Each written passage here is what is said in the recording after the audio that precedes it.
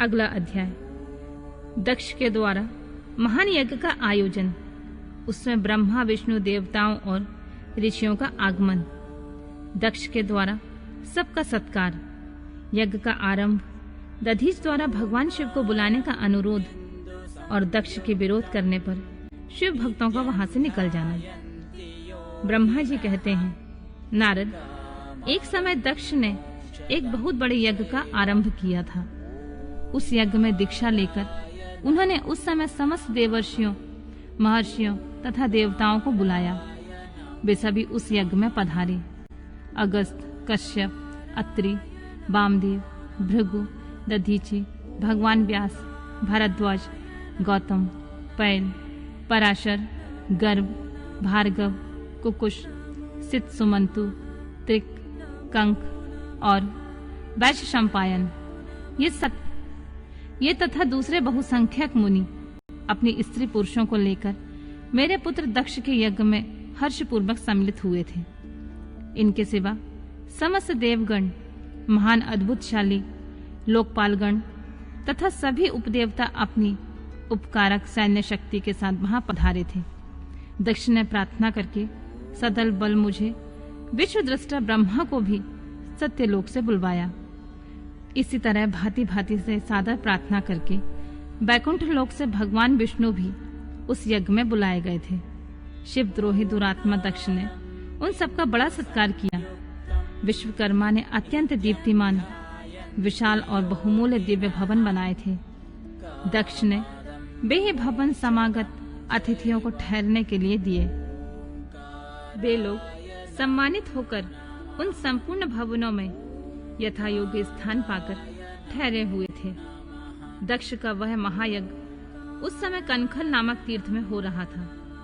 दक्ष ने भृगु आदि तपोधनों से ऋत्विज बनाया। सब लोग सम्मानित हो उन संपूर्ण भवनों में यथायोग्य स्थान पाकर ठहरे हुए थे। दक्ष का वह महायज्ञ उस समय कनखल नामक तीर्थ में हो रहा था।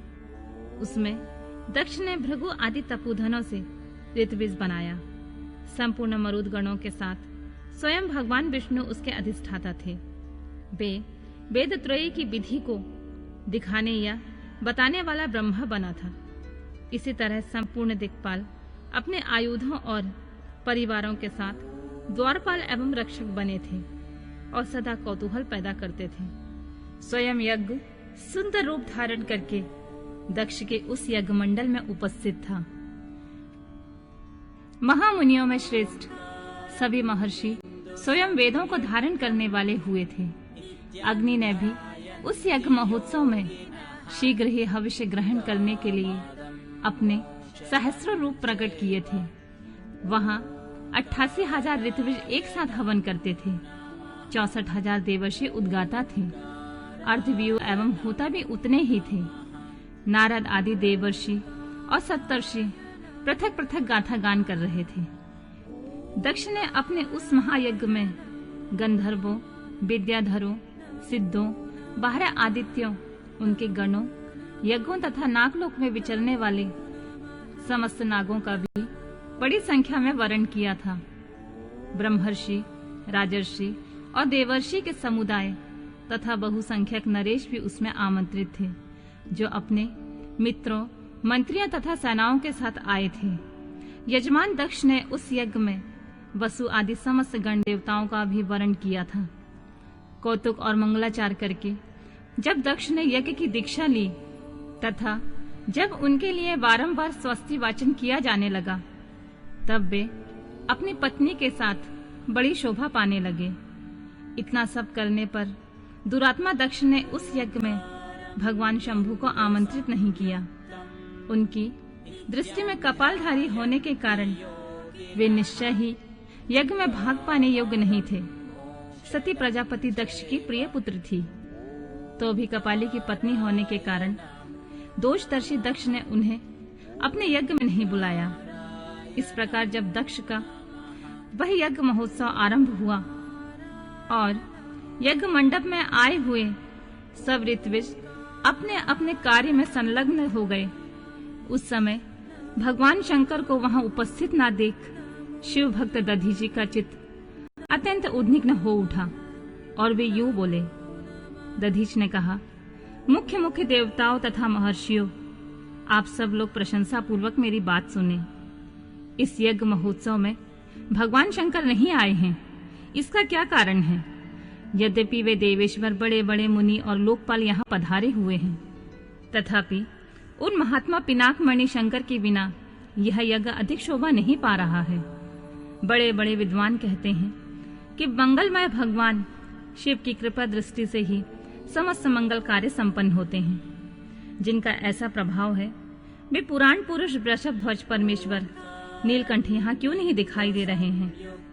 दक्ष, जिनके संपर्क में आने पर अथवा जिनके स्वीकार कर लेने पर अमंगल भी मंगल हो जाते हैं, तथा जिनके 15 नेत्रों से देखे जाने पर बड़े बड़े नगर तत्काल मंगलमय हो जाते हैं, उनका इस यज्ञ में पदार्पण होना अत्यंत आवश्यक है। इसलिए तुम्हें स्वयं ही परमेश्वर शिव को यहाँ शीघ्र बुलाना चाहिए, अथवा ब्रह्म प्रभावशाली भगवान विष्णु, देवराज इंद्र, लोकपालगण, ब्राह्मणों और सिद्धों की सहायता से सर्वथा प्रयत्न करके इस समय यज्ञ की पूर्ति के लिए तुम्हें भगवान शंकर को यहाँ ले आना चाहिए। आप सब लोग उस स्थान पर जाएं जहाँ महेश्वर देव विराजमान हैं। वहां से दक्ष नंदिनी सती के साथ भगवान शंभु को तुरंत यहाँ ले आएं। देवेश्वरों, जगदम्बा सहित वे परमात्मा शिव यदि यहाँ आ गए तो सब कुछ पवित्र हो जाएगा। उनके स्मरण से, उनके नाम लेने से सारा कार्य पुण्यमय हो जाएगा। अतः पूर्ण प्रयत्न करके भगवान वृषभ ध्वज को यहाँ ले आना चाहिए। भगवान शंकर के यहाँ पदार्पण करते ही यह यज्ञ पवित्र हो जाएगा, अन्यथा कभी पूरा नहीं हो सकेगा। यह मैं सत्य कहता हूँ।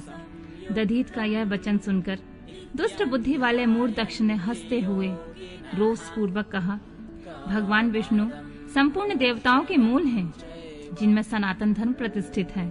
जब इनको मैंने सादर पूर्वक बुला लिया है, तब इस यज्ञ में क्या कमी हो सकती है? जिनके वेद, यज्ञ और नाना प्रकार के समस्त कर्म प्रतिष्ठित है, वे भगवान विष्णु तो यहाँ आ ही गए हैं।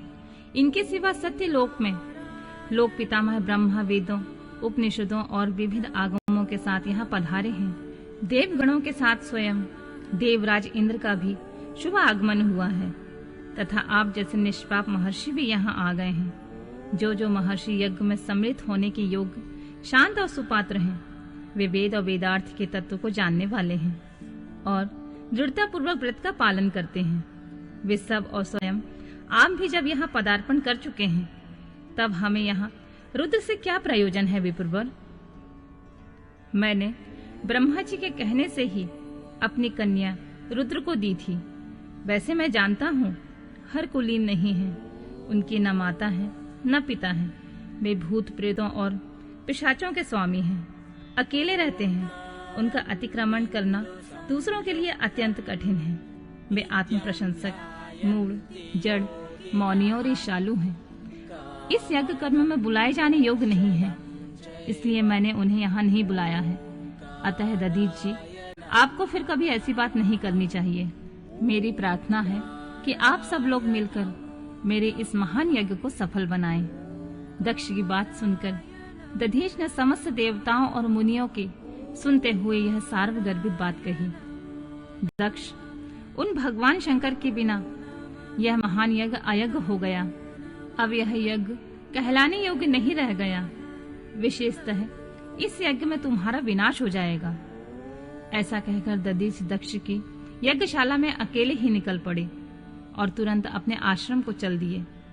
तदनंतर जो मुख्य मुख्य शिव भक्त तथा शिव के मत का अनुसरण करने वाले थे, वे भी दक्ष को वैसा ही शाप देकर तुरंत वहां से निकले और अपने आश्रम को चले गए। मुनिवर दधीच तथा दूसरे ऋषियों के उस यज्ञ मंडप से निकल जाने पर दुष्ट बुद्धि शिवद्रोही दक्ष ने उन मुनियों का उपहास करते हुए कहा, जिन्हें शिव प्रिय हैं, वे नाम मात्र के ब्राह्मण दधीच चले गए। उन्हीं के समान वे दूसरे थे, वे भी मेरी यज्ञशाला से निकल गए। यह बड़ी शुभ बात हुई। मुझे सदा यही अभीष्ट है देवेश। देवताओं और मुनियों, मैं सत्य कहता हूँ जिनके चित्त की विचार शक्ति नष्ट हो गई है, जो मंद बुद्धि हैं और मिथ्यावाद में लगे हुए हैं, ऐसे वेद बहिष्कृत दुराचारी लोगों को यज्ञ कर्म में त्याग ही देना चाहिए। विष्णु आदि आप सब देवता और ब्राह्मण वेदवादी हैं, अतः मेरे इस यज्ञ को शीघ्र ही सफल बनाएं। ब्रह्मा जी कहते हैं, दक्ष की यह बात सुनकर शिव के माया से मोहित हुए समस्त देवर्षि उस यज्ञ मंडप में देवताओं का पूजन और हवन करने लगे। मुनीश्वर नारद, इस प्रकार उस यज्ञ को जो शाप मिला उसका वर्णन किया गया है। अब यज्ञ के विध्वंस की घटना को बताया जाता है, सो उसे आदर पूर्वक सुनो।